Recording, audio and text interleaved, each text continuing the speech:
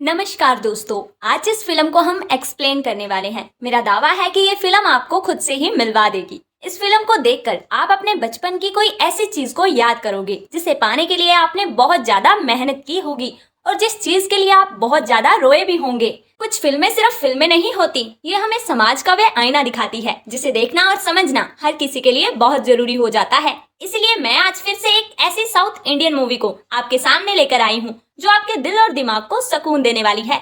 लेकिन मूवी शुरू करने से पहले आपसे रिक्वेस्ट है कि आप हमारे चैनल को सब्सक्राइब कर लीजिए। तो बिना देरी के शुरू करते हैं आज की ये मूवी, जिसका नाम है काका मुतई यानी कि कोए का अंडा। मूवी की शुरुआत होती है दो भाइयों से। छोटे भाई का नाम है चिन्ना और बड़े भाई का नाम है पेरिया। दोनों अपनी माँ और दादी के साथ एक झुग्गी में रहते हैं। पिता जेल में बंद है क्योंकि छुड़वाने के लिए माँ के पास पैसे नहीं है। माँ रोज सिलाई के काम पर जाती है और दोनों भाई घर चलाने के लिए रेलवे ट्रैक पर बिखरे हुए कोयलों को बेचकर पैसे कमाते हैं। अब उम्र में छोटा होने की वजह से एक दिन चिन्ना रात को अपना बिस्तर गीला कर देता है। माँ की डांट से बचने के लिए वो कपड़ों को उतार कर एक पतीले में रखकर चुपचाप सो जाता है। अगले दिन माँ अपने काम के लिए तैयार होती है और देखती है कि चिन्ना ने अपने कपड़े उस पतीले में डाल रखे हैं। ये देखकर वो चिन्ना पर बहुत गुस्सा करती है। माँ की डांट खाकर चिन्ना अपने भाई के साथ रोज की तरह काम के लिए निकल पड़ता है। अगले दिन दोनों भाई काम पर जाने से पहले चावल खाते हैं। दरअसल घर में खाना बहुत ही कम बनता था क्योंकि भरपेट खाने के लिए परिवार के पास पैसे नहीं थे। इसीलिए वो दोनों अपना पेट भरने के लिए एक अजीब सा काम करते थे। वो जब भी चावल खाते तो बड़ा भाई पेरुआ माँ की नजरों से बचाकर कुछ चावल अपनी पॉकेट में रख लेता था। उसके बाद दोनों भाई एक जगह जाते। यहाँ कुछ बच्चे खेल रहे थे। वहीं पर एक पेड़ था जिस पर कोयल अपने अंडे देती है। पेरिया पहले उन चावलों को बाहर खुले में डालता है ताकि कोयल वहाँ आकर चावल खाने लगे और फिर पेरिया चुपचाप पेड़ पर चढ़कर उनके अंडों को चुरा लेता है। घोंसले में चाहे जितने भी अंडे हो, वो हमेशा दो ही अंडे चुराता था, एक अपने लिए और एक अपने छोटे भाई चिन्ना के लिए। दोनों भाई उन अंडों को खाते और बहुत खुश होते। उनकी खुशी देखकर लगता था कि जैसे उन्होंने आज तक इससे अच्छी चीज कभी नहीं खाई। अब इसी बीच हम देखते हैं कुछ लोग वहाँ आते हैं और एक बिजनेसमैन से डील करते हैं। बिजनेसमैन कहता है कि यहाँ तो इतना बड़ा पेड़ है, वन विभाग मुझे नोटिस दे देगा अगर मैंने इस पेड़ को काटा तो। इसीलिए वो ब्रोकर कहता है कि सर, उसकी फिक्र आप मत कीजिए, मैं एक आदमी को जानता हूँ जो इस काम को कुछ रिश्वत लेकर करवा देगा और कोई नोटिस भी नहीं आएगा। जिसके बाद वो ब्रोकर ऐसा ही करता है। जिसके बाद उस पेड़ को गिराने का काम शुरू होता है। जब वो पेड़ गिराते हैं तब पेरिया और चिन्ना वहीं मौजूद होते हैं। ये सब देखकर वो दोनों बेहद मायूस होते हैं क्योंकि अब उन्हें अंडे नहीं मिलेंगे। अगले दिन दोनों भाई फिर से अपने काम में लग जाते हैं। अब कुछ दिन बाद चिन्ना और पेरिया देखते हैं कि जहाँ पर पहले पेड़ था अब वहाँ पर एक पिज्जा आउटलेट खुल चुका है। दोनों को वो एक रोटी की तरह लग रहा था। फिर उस पिज्जा आउटलेट का उद्घाटन हुआ जिसमें एक हीरो को बुलाया गया था। हीरो ने उस पिज्जा का एक बाइट लिया और जबरदस्त एक्सप्रेशन दिया। दोनों भाइयों को ये देखकर लगता था कि ये रोटी जरूर अंडों से भी ज्यादा टेस्टी होगी। दोनों भाई घर पर बन रहे कम खाने की वजह से आधे भूखे रहते थे। मन ही मन उस रोटी के बारे में सोचते रहते जिसे हम पिज्जा कहते हैं। अब एक दिन उनकी माँ कुछ पैसे बचाकर एक टीवी लेकर आती है। इस टीवी की भी एक अलग कहानी है। दरअसल दोनों भाई रास्ते में पड़ने वाले टीवी पर एक्ट्रेस की एक्टिंग देखते थे और फिर घर आकर उनकी नकल करते थे। अब माँ को एहसास होता है कि बच्चों का मन जरूर टीवी देखने के लिए करता होगा, इसलिए उसको बिना बताए पैसे जोड़े और अपने मालिक से कुछ एडवांस लेकर टीवी ले आई। अब टीवी पर एक दिन दोनों भाइयों ने पिज्जा की ऐड देखी। ये देखकर दोनों के मुंह में पानी आने लगा। वो दादी और माँ को पिज्जा के बारे में बताने लगे और उसके लिए पैसे मांगने लगे। माँ ने दोनों बच्चों को डांटा और कहा, इसकी कीमत बहुत ज्यादा है, जितना तुम एक हफ्ते में कमाते हो उतने में ही बस ये एक रोटी आएगी। दोनों भाई निराश हो जाते हैं लेकिन मन ही मन ठान लेते हैं कि अब उन्हें वो रोटी खानी ही है। मायूस होकर दोनों भाई घर से बाहर आते हैं जहां उन्हें एक पिज्जा डिलीवरी बॉय दिखता है। वो उनके पास आकर उनसे एक एड्रेस पूछता है। पेरिया बहुत होशियार था। वो कहता है, हम तुम्हें वो जगह बता देंगे लेकिन तुम्हें इस रोटी को दिखाना होगा जो तुम इस बैग के अंदर लेकर जा रहे हो। कोई रास्ता ना देखकर वो लड़का दोनों को पिज्जा दिखाता है। डब्बा खुलते ही दोनों उसकी खुशबू को महसूस करते हैं। ऐसी खाने की खुशबू उन्होंने कभी महसूस नहीं की थी। दोनों आंखें बंद करके अपने सपनों की दुनिया में खो जाते हैं। ये देखकर डिलीवरी बॉय को बहुत अजीब लगता है। वो वहाँ से चला जाता है। जाते समय उसके बैग से पिज्जा का एक पैम्पलेट नीचे गिर जाता है जिसे पेरिया उठा लेता है। दोनों फौरन ही पैम्पलेट लेकर घर आते हैं और उसको देखने लगते हैं। बच्चों के उदास चेहरे को देखती हुई दादी उनसे कहती है, ये तो मैं बना सकती हूँ और इससे भी अच्छा बना सकती हूँ। वो इन बच्चों से पैम्पलेट मांगती है और कुछ सामान बाजार से लाने के लिए कहती है। अब दोनों भाई फौरन बाजार जाकर सब्जी, मक्खन और मैदा ले आते हैं। दादी अपने पूरे प्यार और हुनर से वो रोटी बनाती है। इसके बाद वह रोटी बनकर दोनों के सामने आती है, जो उसे देखते ही दादी से कहते हैं कि ये तो दिखने में थोड़ी सी अलग है। दादी कहती है कि जितनी अलग है उतनी ही स्वादिष्ट भी होगी। ये सुनकर दोनों भाई उसको खाना शुरू करते हैं, लेकिन उनको जो उम्मीद थी वो रोटी वैसी नहीं बनी थी। वो दादी से कहते हैं, ये आपने क्या बकवास खाना बना दिया, सारे पैसे बर्बाद हो गए, उस रोटी का टेस्ट ऐसा नहीं हो सकता, उसकी तो खुशबू ही अलग थी। इसके बाद दोनों खाना छोड़कर वहाँ से चले जाते हैं। अब दोनों भाई ये तय करते हैं कि वह पैसे बचाएंगे और एक दिन उस रोटी को ही खाएंगे। उसके बाद दोनों दिन रात मेहनत करते हैं, लेकिन बहुत जल्द ये समझ जाते हैं कि इस तरह वे कभी पैसा इकट्ठा नहीं कर पाएंगे। उनकी मेहनत देखकर रेलवे ट्रैक पर मौजूद एक कर्मचारी उनसे पूछता है कि पहले तो तुम एक वक्त आते थे, अब रोज इतने चक्कर लगाते हो और उम्र में भी तुम छोटे हो, इतनी मेहनत तुम्हारे लिए ठीक नहीं है। चिन्ना उसे अपने परिवार के बारे में और अपने पिज्जा खाने के सपने के बारे में बताता है। वो उनसे कहता है कि शायद मैं तुम्हारी कुछ मदद कर सकता हूँ।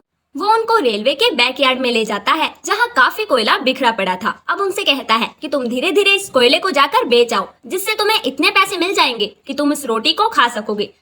अब दोनों भाइयों के हाथ मानो जैसे जैकपॉट लग गया था। दोनों अब लगातार उस जगह पर आते और जल्दी जल्दी कोयले को लेकर बाजार में बेच देते। इनको देखकर उनके घर के पास ही रहने वाले कुछ लोग शक करने लगते हैं कि आखिर ये इतनी जल्दी कोयला कैसे लाते हैं। इसीलिए वो उन दोनों का पीछा करने का प्लान बनाते हैं। इसी बीच दोनों भाई अब इतना पैसा इकट्ठा कर चुके थे कि वो अपनी पसंदीदा रोटी को खरीद सके। इसीलिए पहले तो वो पीसीओ बूथ से उस पैम्पलेट के नंबर पर फोन करते हैं ताकि उस रोटी को मंगवा सके। लेकिन दूसरी साइड से पिज्जा वाले उनसे घर का एड्रेस पूछते हैं और कहते हैं कि हम पिज्जा आपके घर पर भिजवा देंगे। पेरिये को अपना घर का एड्रेस मालूम नहीं था, वो तो बस आसपास की जगहों के नाम जानता था। इसलिए वो फोन रख देता है और दादी से अपना एड्रेस पूछता है। दादी पढ़ी लिखी नहीं थी, वो तो सिर्फ उसे कॉलोनी का एड्रेस बता पाती है, जो उन दोनों के लिए नाकाफी था। ऊपर से झुग्गी में रहने की वजह से उनका कोई हाउस नंबर भी नहीं था। इसलिए दोनों भाई सीधा शॉप पर जाकर पिज्जा खाने का प्लान बनाते हैं। दोनों भाई पैसे लेकर शॉप पर पहुंचते हैं, जहां गेट कीपर उन्हें रोक लेता है। वो पूछता है कि कहाँ जा रहे हो। वह जवाब देते हैं कि हमें वो रोटी खानी है, इसलिए हम अंदर जा रहे हैं। ये सुनकर वो दोनों का मजाक उड़ाता है और उन्हें वहाँ से डांट कर वापिस भेज देता है। दोनों भाई मायूस हो जाते हैं। उनकी रोटी खाने की उम्मीद पर एक बार फिर से पानी फिर गया था। अगले दिन वही रेलवे का कर्मचारी उनसे पूछता है कि क्या तुमने पिज्जा खाया, तो उस पर वो दोनों अपनी आप बीती बताते हैं। कर्मचारी हंसते हुए कहता है कि तुम भी पागल हो, आखिर इन कपड़ों में तुम्हें कोई अंदर कैसे जाने देगा, तुम्हें वहाँ अच्छे कपड़े पहनकर और ठीक से हाथ मुंह साफ करके जाना होगा। ये सुनकर दोनों भाई घर के लिए निकल जाते हैं। रास्ते में उन्हें अपना एक दोस्त मिलता है, जो कि एक अमीर आदमी का लड़का था। कई बार तो वह उसके खिलौने देखकर हैरान रह जाते थे, तो कई बार उसके कपड़े देखकर। अब पिज्जा खाने के लिए दोनों को कपड़ों की जरूरत थी और कपड़ों के लिए उनके पास पैसे नहीं थे। इसलिए दोनों अब नया काम करने के बारे में सोचते हैं। पहले तो वह अपने दोस्त के पास एक कुत्ता देखते हैं। उसका दोस्त बताता है कि इस कुत्ते की कीमत करीब 20,000 रुपए है। अब ये सुनकर पेरिया अंदाजा लगाता है कि 20,000 के कपड़े तो आ ही जाएंगे। इसलिए वो दोनों अपने घर में रहने वाले पप्पी को लेकर मार्केट में निकल जाते हैं, ये सोचकर कि ये पप्पी भी उतने में ही बिक जाएगा। खैर दोनों भाई हर आने जाने वाले से उस पप्पी को खरीदने के लिए कहते हैं। उन्हें एक ऑटो वाला मिल जाता है, जो पूछता है कि कितने का है, तो पेरिया कहता है सिर्फ 20,000 का। ये सुनकर वो ऑटो वाला उन्हें वहाँ से भगा देता है। दोनों भाई पूरे दिन सड़क पर घूमते हैं, लेकिन उस पप्पी को नहीं बेच पाते और लौट कर वापस अपने घर आ जाते हैं। रात को दोनों एक दूसरे से बात करते हैं कि आखिर हम कैसे उस रोटी को खा पाएंगे। बड़ा भाई कहता है क्यों ना हम कोई नया काम करें। अगले दिन दोनों भाई चोरी करने का प्लान बनाते हैं। दरअसल वो देखते थे कि कुछ बच्चे चलती ट्रेन से एक डंडे की मदद से पैसेंजर्स के मोबाइल छीन लेते थे। इसलिए पेरिया भी ठीक ऐसे ही करने के लिए हाथ में लकड़ी का डंडा लेता है और ट्रेन के पास आने का वेट करता है। लेकिन उसका मन ये सब करने को नहीं मानता। वो जानता था कि उसके पिता भी ऐसे ही किसी काम के लिए जेल में थे। वो ऐसा नहीं करना चाहता था। उसे डर था कि अगर वो भी जेल चला गया तो उसके छोटे भाई, माँ और दादी का ख्याल कौन रखेगा। इसलिए वो मौका मिलने पर भी मोबाइल नहीं छीनता और वापस चला जाता है।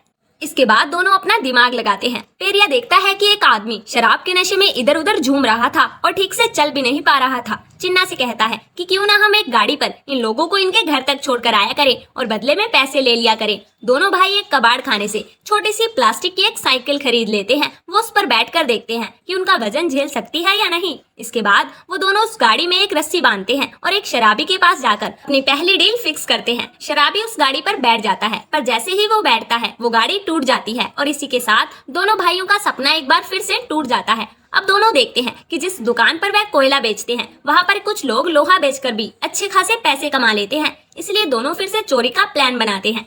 और एक गटर के ढक्कन को बेचने के बारे में सोचते हैं, लेकिन फिर से उनका जमीर उन्हें गलत काम करने नहीं देता और फिर वो वापस लौट आते हैं। दोनों भाई समझ जाते हैं कि इस तरह तो वो कभी भी इतने पैसे नहीं कमा पाएंगे जितने उन्हें चाहिए। इसीलिए सारी कोशिशें नाकाम होने के बाद दोनों अपनी मेहनत पर फिर से उतर आते हैं। दोनों ने सबसे पहले दीवार से विज्ञापन को साफ करने का काम किया।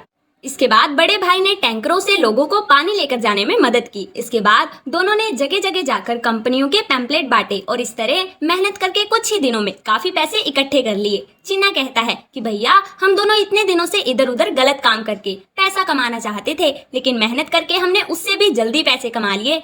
बड़ा भाई पेरिया छोटे भाई की इस बात को समझ जाता है और हैरान हो जाता है कि छोटा होने के बाद भी वह कितना समझदार है। इसके बाद दोनों का अगला काम था कपड़े खरीदना, लेकिन दोनों को ही नहीं पता था कि अच्छे कपड़े कहाँ से मिलते हैं। पेरिया चाहता था कि वह सबसे अच्छी कंपनी के कपड़े पहनकर जाए ताकि इस बार कोई भी उसे रोके ना। इसी दौरान वो दोनों अपने दोस्त के पास पहुँचते हैं जो पिज्जा ही खा रहा था और अब उसके पास कुछ ही पिज्जा बचा था। चिन्ना उससे पूछता है कि इसका टेस्ट कैसा है, जिस पर वो कहता है ये मुझे बहुत पसंद है, मैं हर हफ्ते इसे खाता हूँ, मेरे पापा लेकर आते हैं। ये सुनकर चिन्ना के मुंह में पानी आ जाता है। अब दोस्त को एहसास होता है कि चिन्ना के मन में पिज्जा खाने की इच्छा है, इसीलिए वह अपने बॉक्स को आगे बढ़ाता है और कहता है कि लो तुम भी खाकर देखो। जैसे ही चिन्ना पिज्जा उठाने के लिए हाथ आगे बढ़ाता है, तभी पेरिया उसका हाथ पकड़ लेता है।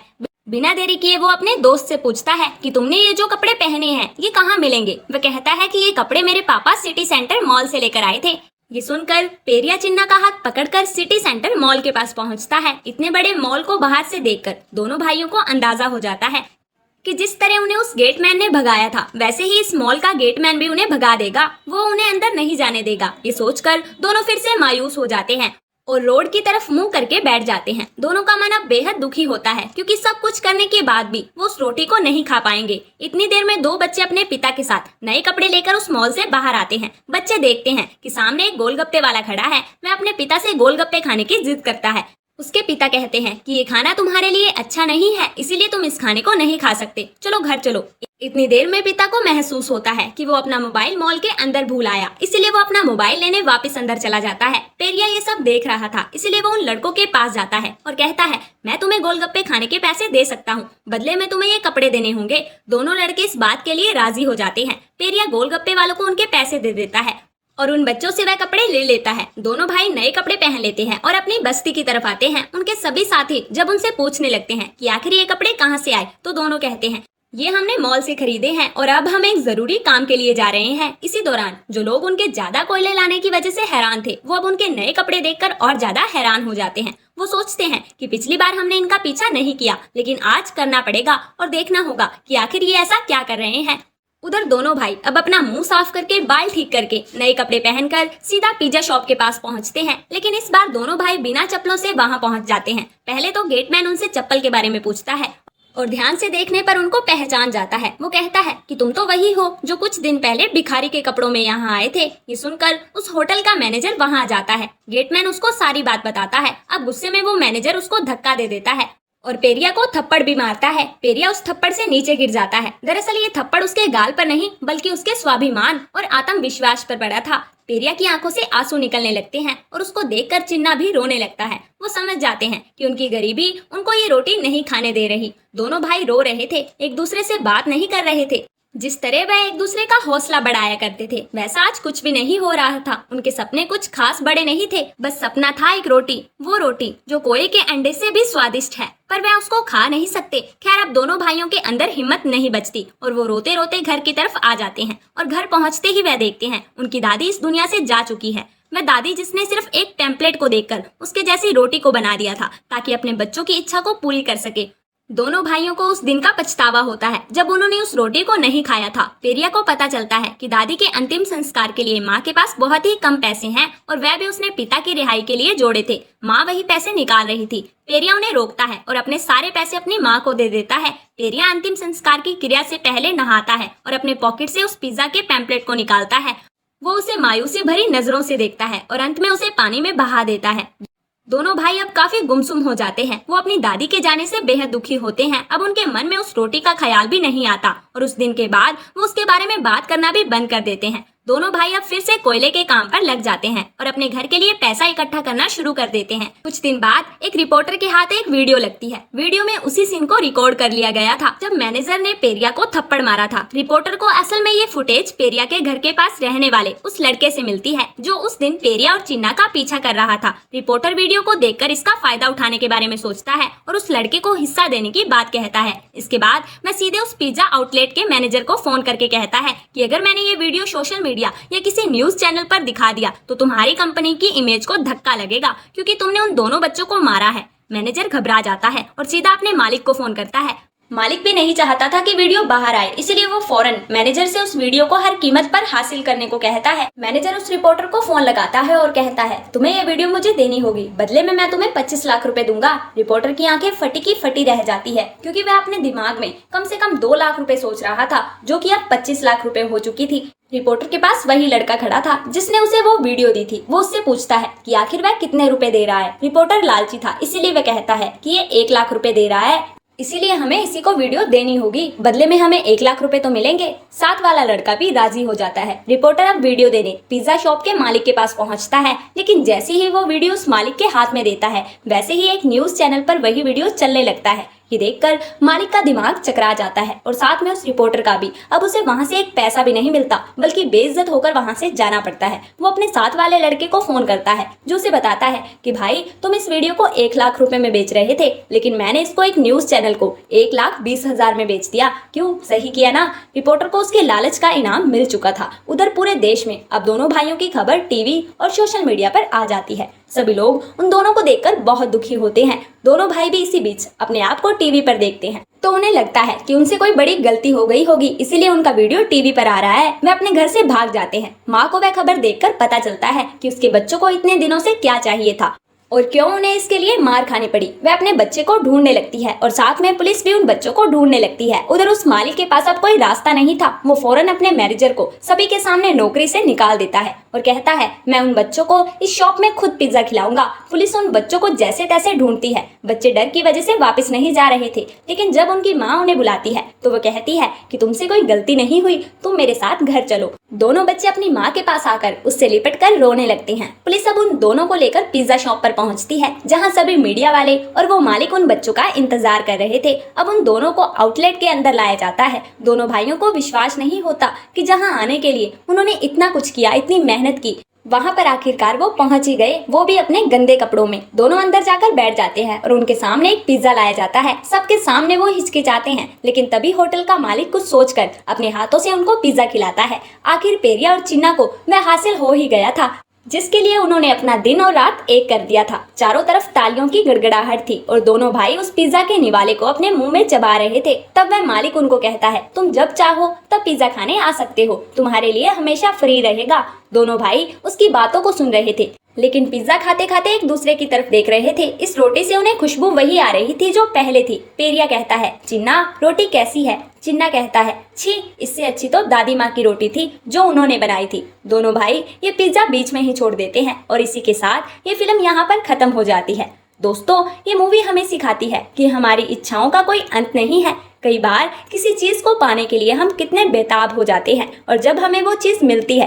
तो एहसास होता है कि मैं किस चीज के पीछे पागल था, जिसे पाने के लिए मैंने अपना जीवन सुख चैन गवा दिया। ये तो बिल्कुल बेकार है और उस समय हम पछतावे के सिवाय कुछ नहीं कर सकते, क्योंकि मोह माया के पीछे हमने जो चीजें गवा दी वो हमें कभी नहीं मिलेंगी। तो दोस्तों, आपको ये मूवी कैसी लगी हमें कमेंट करके जरूर बताएं और साथ ही इस वीडियो को ज्यादा से ज्यादा लाइक और दोस्तों के साथ शेयर करें। मैं चाहती हूँ ये कहानी हर एक आदमी के पास पहुँचे ताकि इस मूवी के असली मीनिंग को समझ सके। बाय बाय दोस्तों, अपना ख्याल रखना। मिलते हैं ऐसी एक और मजेदार फिल्म में। आपसे रिक्वेस्ट है कि जाते जाते हमारे चैनल को सब्सक्राइब कर दीजिएगा। धन्यवाद।